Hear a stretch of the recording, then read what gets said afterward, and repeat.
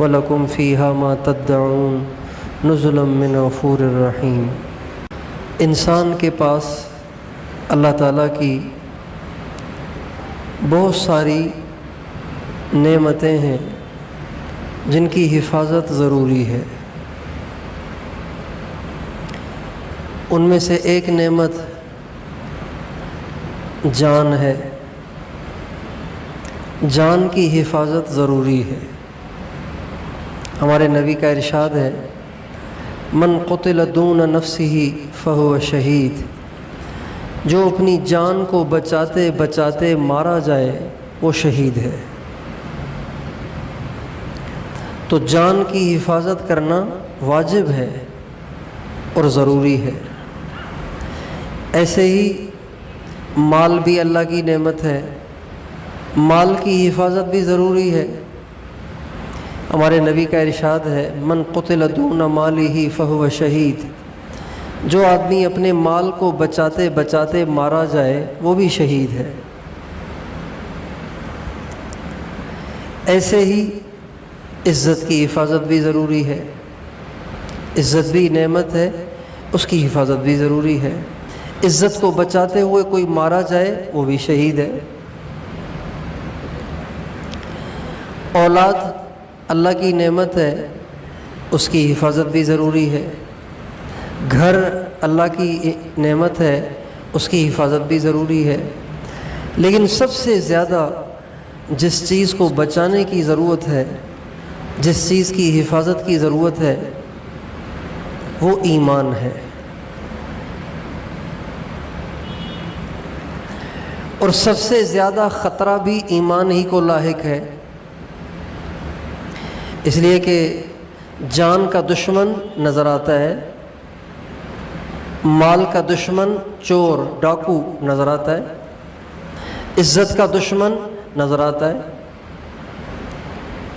لیکن ایمان کا دشمن نظر نہیں آتا۔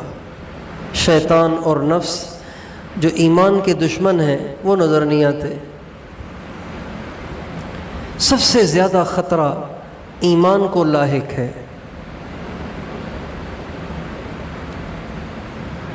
اور ایمان کا بچانا سب سے زیادہ ضروری ہے۔ اللہ تعالیٰ نے قرآن مجید کے اندر ایک واقعہ بیان کیا ہے۔ اس واقعے کا لب لباب اور خلاصہ، لمبا واقعہ ہے، اس پورے واقعے کا خلاصہ یہ ہے کہ ایمان کو بچانے کے لیے انسان کو ہر مشکل سے مشکل قدم اٹھانا چاہیے۔ وہ واقعہ ہے اصحاب کہف کا۔ اصحاب کہف چند نوجوان تھے جو اللہ کو مانتے تھے، آخرت کو مانتے تھے۔ ان کے زمانے کا جو بادشاہ تھا وہ آخرت کو نہیں مانتا تھا، اللہ کو نہیں مانتا تھا، دہریہ تھا۔ تو اس کو جب پتہ چلتا تھا کہ فلاں شخص اللہ کو مانتا ہے، آخرت کو مانتا ہے، تو وہ اس کو مروا دیتا تھا۔ اس کو پتہ چلا کہ یہ کچھ نوجوان ہیں جو اللہ کو بھی مانتے ہیں، آخرت کو بھی مانتے ہیں۔ اس نے ان کو بلوایا اور کہا، مجھے پتہ چلا ہے کہ تم اللہ کو مانتے ہو، آخرت کو مانتے ہو، تم اس سے باز آ جاؤ ورنہ میں تمہیں بھی مروا دوں گا۔ اس لیے میں تمہیں ایک رات کا موقع دیتا ہوں، تم سوچو اور پھر مجھے بتاؤ۔ وہ ایک رات کا جو موقع ملا تو وہ وہاں سے واپس آ گئے اور آپس میں مشورہ کرنے لگے کہ بھئی بتاؤ کیا کرنا چاہیے، اللہ کو چھوڑ دیں یا کچھ اور کریں؟ تو سب نے آپس میں یہی کہا کہ ایمان کو بچانا ضروری ہے، لہٰذا اس شہر سے کوچ کرو، کہیں اور چلتے ہیں۔ چنانچہ وہ وہاں سے چلے، اپنے وطن کو چھوڑا، اپنی ماں کو چھوڑا، اپنے باپ کو چھوڑا، اپنے بھائیوں کو چھوڑا، اپنی بہنوں کو چھوڑا، رشتہ داروں کو چھوڑا، اپنی پراپرٹیوں کو، اپنے جائیدادوں کو، اپنی زمینوں کو چھوڑا، سب کچھ کو چھوڑ چھاڑ کے وہ چل پڑے ایمان کو بچانے کے لیے۔ انہم فتیۃ آمنوا بربہم وزدناہم ہدی، اللہ کہتے ہیں وہ چند نوجوان تھے جنہوں نے اللہ پہ ایمان قبول کر لیا تھا اور وہ ایمان کو بچانے کے لیے سب کچھ کو چھوڑ چھاڑ کے چل پڑے اور جا کے ایک غار کے اندر چھپ گئے اور وہاں جا کے سو گئے اور 309 سال تک سوتے رہے۔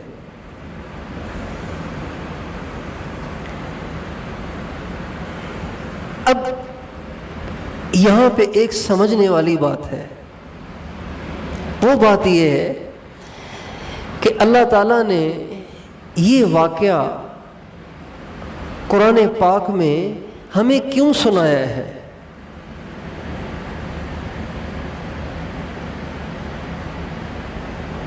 یہ سوال پیدا ہوتا ہے نا، اس واقعے کو سننے کا کیا فائدہ ہے؟ یہ واقعہ کیوں سنایا ہے ہمیں؟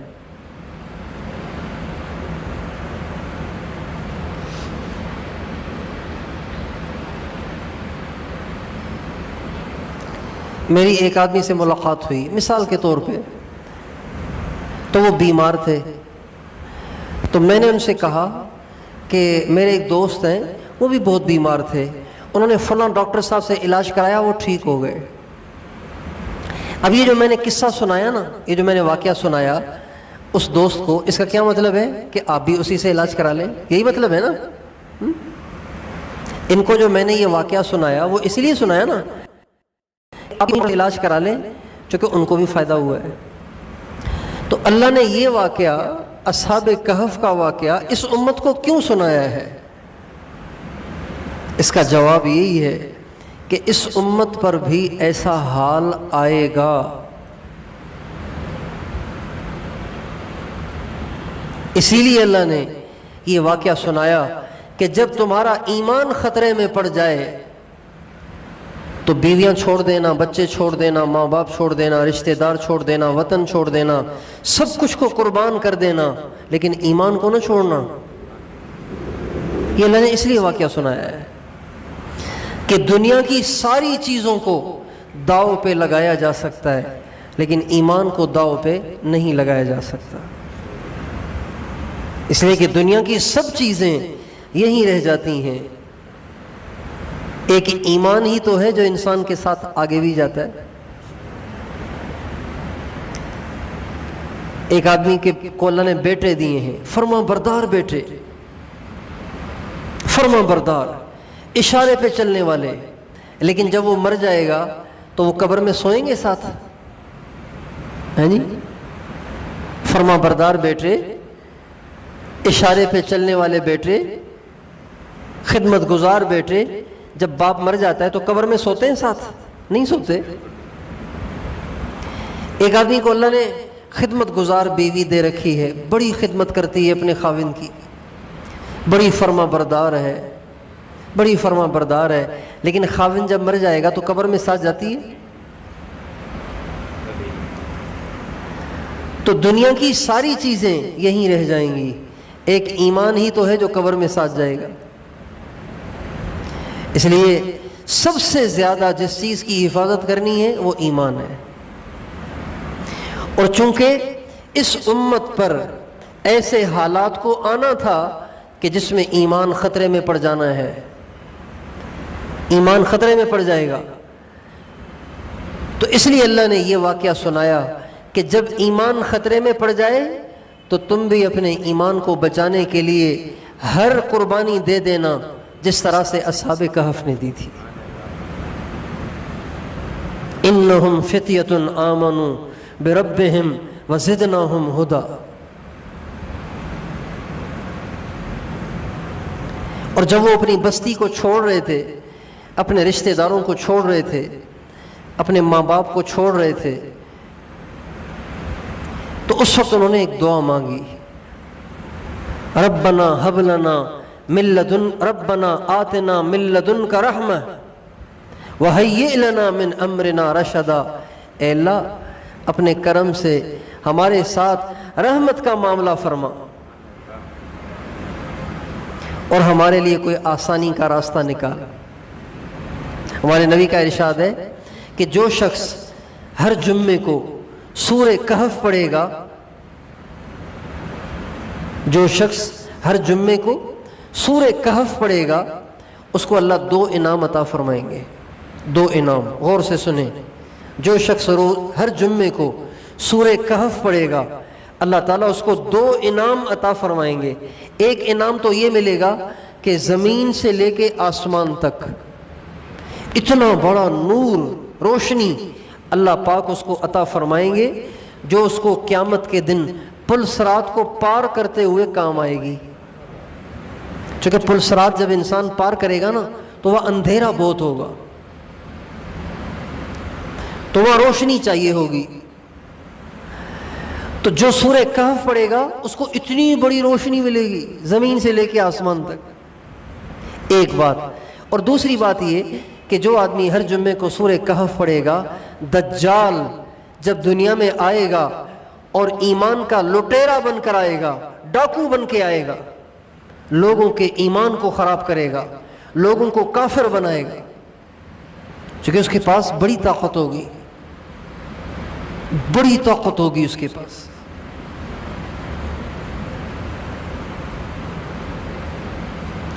جو لوگ اس کی مان لیں گے، جو اس کو خدا مانیں گے، ان کی زمینوں کو چاہے وہ بنجر ہوں آباد کر دے گا۔ اشارہ کرے گا تو بنجر زمین پہ لہلہاتی فصل تیار ہو جائے گی، اور جو اس کی نہیں مانے گا ان کے باغات، ان کی زمینیں، ان کے کاروبار سب کو اجاڑ دے گا، ان کی روٹی بھی بند کر دے گا، پانی بھی بند کر دے گا، ان کی بیوی بچوں کو مار دے گا۔ حدیث میں آتا ہے دجال ساری دنیا میں چکر لگائے گا، ساری دنیا میں چکر لگائے گا، حالہ میں بھی آئے گا، ساری دنیا میں جائے گا، اور سب سے کہے گا میں اللہ ہوں، میری بات کو مانو، میری مانو گے تو میں جنت دوں گا، اور میری نہیں مانو گے تو میں دوزخ میں ڈالوں گا۔ اور ہمارے نبی کا ارشاد ہے اس کے ساتھ دوزخ بھی ہوگی اور جنت بھی ہوگی، اور آپ نے فرمایا تم اس کی دوزخ سے ڈرنا نہیں، اصل میں وہ جنت ہے۔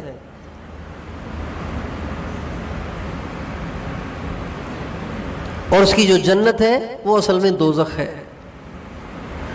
تو حدیث میں آتا ہے وہ ایک شخص کو بلائے گا اور کہے گا تو مجھے اپنا رب مانتا ہے؟ وہ کہے گا نہیں، میں تو تجھے رب نہیں مانتا، تو جھوٹا ہے، رب تو اللہ ہے۔ تو وہ کہے گا اگر تمہارے ماں باپ جو مر گئے، دنیا سے چلے گئے، اگر وہ دوبارہ زندہ کر دوں اور وہ تمہیں کہیں کہ میں تمہارا رب ہوں، پھر تم مان لو گے؟ تو وہ کہے گا یہ کیسے ہو جائے گا، مرا ہوا آدمی تو دوبارہ زندہ نہیں ہوتا۔ تو حدیث میں آتا ہے وہ اس کے ماں باپ کی شکل کے 2 جن، 2 شیطان کھڑے کرے گا، ایک جن کی شکل اس کی ماں جیسی اور اس کی آواز بھی اس کی ماں جیسی، اور ایک جن کی شکل اس کے باپ جیسی، اس کی آواز بھی اس کے باپ جیسی۔ وہ دونوں کھڑے ہو جائیں گے اور کہیں گے بیٹا یہ تمہارا رب ہے، اس کی بات مانو۔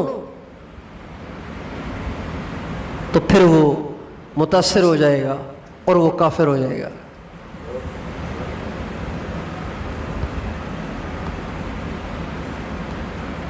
تو ہمارے نبی نے اتنا، اللہ نے اس کو طاقت دی ہے۔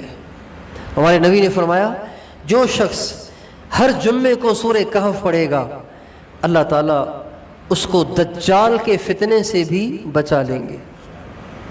یہ کتنی بڑی بات ہے۔ تو دوستو سورہ کہف میں اصحاب کہف کا جو واقعہ اللہ نے بتایا ہے وہ اسی لیے بتایا ہے کہ اس امت پہ ان حالات نے آنا ہے جس میں ایمان کو بچانا مشکل ہو جائے گا۔ اس لیے ہم نیت کریں کہ اپنے ایمان کو موت تک بچائیں گے اور بچا بچا کر قبر میں لے کر جائیں گے، ٹھیک ہے انشاءاللہ؟ ہاں، اللہ سے دعا کیا کریں، ہر نماز کے بعد دعا کریں، اے اللہ مجھے، میرے بیوی بچوں کو، میرے رشتہ داروں کو اور میرے متعلقین کو اور سارے مسلمانوں کو دجال کے فتنے سے بچا، ہمارے ایمان کی حفاظت فرما۔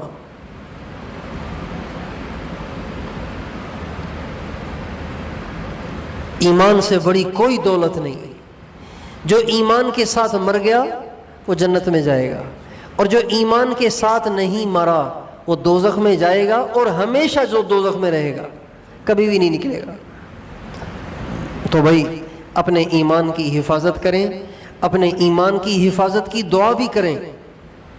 اور ہمارے نبی کا یہ بھی ارشاد ہے کہ تم میں سے جس کے زمانے میں دجال ظاہر ہو تو اس کے سامنے نہ جانا، ورنہ اس کی حرکتیں دیکھ کر متاثر ہو جاؤ گے. اگر تمہیں پتہ چلے نا کہ دجال آ گیا ہے تو بھاگ کر کہیں چھپ جاؤ، اس کے سامنے نہ ہو. پہاڑوں میں چلے جاؤ، جنگلوں میں چلے جاؤ، ریگستانوں میں چلے جاؤ، کسی غار میں چھپ کے بیٹھ جاؤ، اس کے سامنے نہ جانا، ورنہ وہ تمہارے ایمان پہ ڈاکہ ڈال دے گا. اسی لیے اللہ نے اصحاب کہف کا واقعہ سنایا ہے قرآن پاک کے اندر. تو ہمیں ایمان کی حفاظت کریں اور اللہ سے دعا کریں، اور ہمیں اس کی فکر رہنی چاہیے کہ کہیں میرا ایمان نہ مجھ سے چھن جائے، کہیں میری یہ دولت نہ مجھ سے لٹ جائے. جس کے پاس پیسے زیادہ ہوں نا، جیب میں پیسے زیادہ ہوں، تو وہ اپنے پیسوں کی بڑی حفاظت کرتا ہے. کہیں کوئی جیب کترا نہ آ جائے، کہیں کوئی ڈاکو نہ آ جائے، کہیں کوئی مجھ سے چھین نہ لے. یہ جو فیکٹریاں چلتی ہیں نا، کارخانے چلتے ہیں، فیکٹریاں چلتی ہیں، تو ان کے پاس جو پیسہ آتا ہے وہ تو کروڑوں کی مقدار میں آتا ہے، کروڑوں. تو انہوں نے ایک ملازم رکھا ہوتا ہے، با اعتماد ملازم، وہ کروڑوں روپے اس کے حوالے کرتے ہیں، اور اس کے ساتھ ایک محفوظ گاڑی ہوتی ہے، اس میں گن مین بیٹھے ہوتے ہیں، اور ان گن مینوں کے ساتھ وہ شخص ان پیسوں کو بینک میں جمع کرانے جاتا ہے. اکیلا نہیں جاتا، گن مینوں کے ساتھ جاتا ہے، اس لیے کہ رقم زیادہ ہے، ایسے نہ ہو کہ بات لیک ہو جائے اور پھر ڈاکو راستے میں لوٹ لیں. تو اسی طرح سے دنیا میں سب سے بڑی دولت ایمان ہے. دیکھیں، روٹی، کپڑا، مکان یہ ضرورتیں ہیں، اس کے بغیر بھی زندگی گزر سکتی ہے. بھوک کے ساتھ بھی زندگی گزر سکتی ہے، پیاس کے ساتھ بھی زندگی گزر سکتی ہے، بغیر گھر کے بھی زندگی گزر سکتی ہے. کتنے لوگ ہیں جو بیچارے آسمان کی چھت کے نیچے زندگی گزار رہے ہیں، کوئی گھر نہیں ان کا، کبھی اس فٹ پاتھ پہ سو گئے، کبھی اس فٹ پاتھ پہ سو گئے. دنیا میں ایسے ہزاروں انسان ہیں، لاکھ انسان ہیں جن کا کوئی گھر نہیں. تو زندگی ایسے بھی گزر جاتی ہے، لیکن ایمان کی حفاظت ضروری ہے.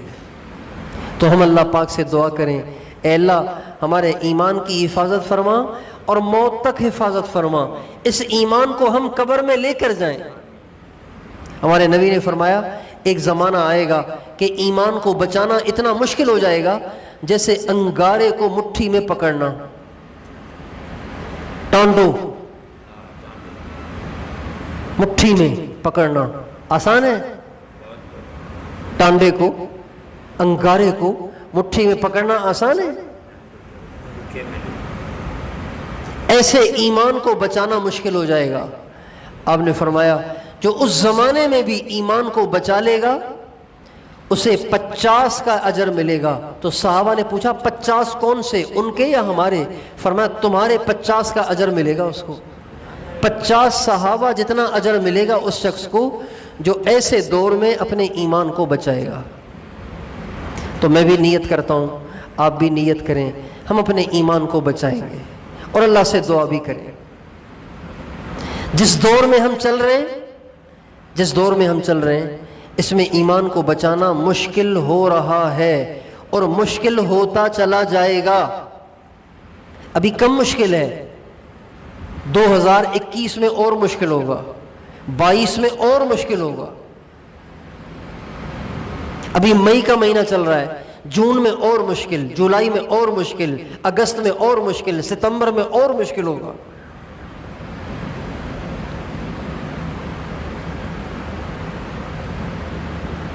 اس لیے یہ جو حالات اس وقت چل رہے ہیں یہ حالات ٹھیک نہیں ہوں گے، یہ حالات اور خراب ہوں گے۔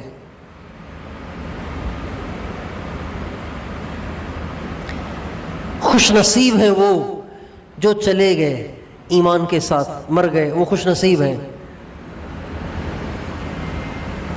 ہمارا بڑا مسئلہ ہے، اللہ کرے ہم جب بھی جائیں تو ایمان کے ساتھ جائیں۔ کفر پہ مرنے والا کبھی بھی دوزخ سے نہیں نکلے گا۔ اس لیے ہم نیت کریں کہ جتنا مہنگے سے مہنگا سودا کرنا پڑے کر دیں گے، ایمان کا سودا نہیں کریں گے، ایمان کو نہیں چھوڑیں گے۔ حضرت بلال کا واقعہ یاد کریں، حضرت خباب، حضرت بلال، حضرت عمار، حضرت اماں فاطمہ، امام حسین، ان کے واقعات کو یاد کریں کہ انہوں نے کیسے ایمان کو بچایا ہے۔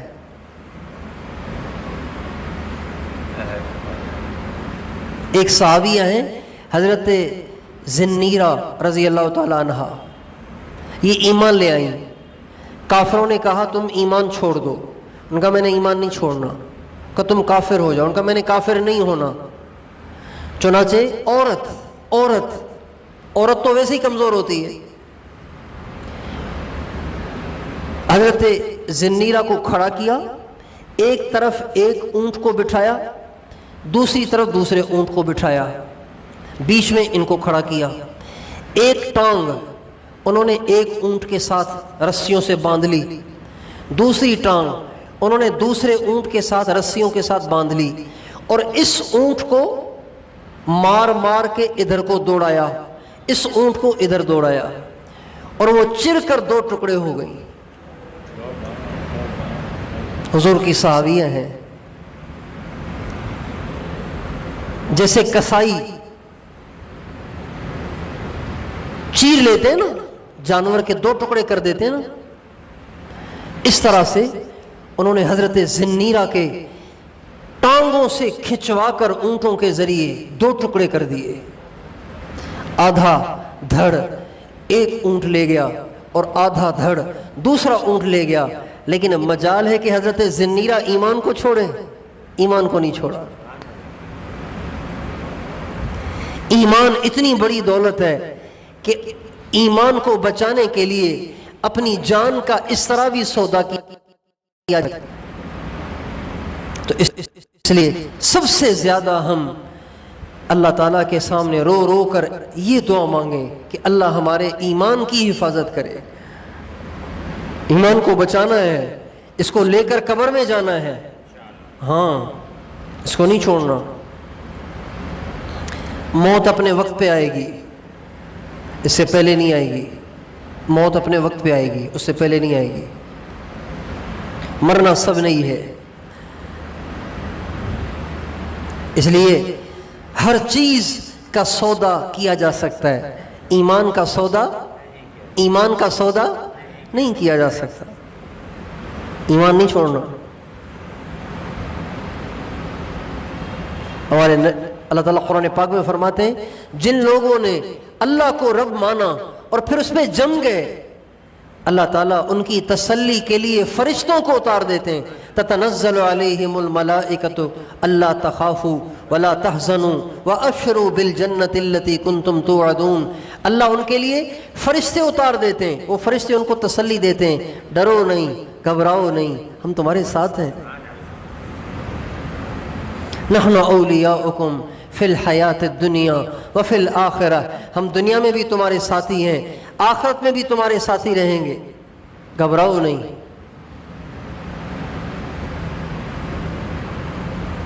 اور پھر یہاں کی تکلیفیں برداشت کر کے چلے جاؤ، مرنے کے بعد اللہ ساری تکلیفوں کا بدلہ خود عطا فرمائیں گے، خود دیں گے۔